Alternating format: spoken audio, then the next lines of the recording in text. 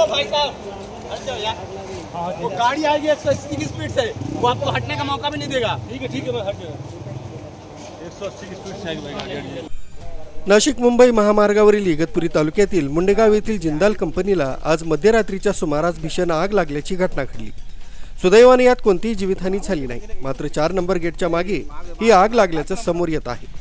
Short सर्किटमुळे आग लागल्याचा प्राथमिक अंदाज वर्तवण्यात आला। अग्निशमन दलाचे कर्मचारी घटनास्थळी दाखल झाले असून आग विझवण्याचे काम युद्धपातळीवर सुरू आहे। नाशिक त्याचबरोबर इगतपुरी आणि परिसरातील अग्निशामक दलाच्या वाहनांना पाचारण करण्यात आले। आगीवर नियंत्रण मिळवण्याचे काम सुरू आहे। आर्मी न्यूज साठी पांडुरंग भांगरे, इगतपुरी। बरोबर टाकलं त्यांनी बरं का? हा पाईप हा जिथं आग लागली तिकडे नाही, इकडे मारतात पत्र्यांच्या आईच्या.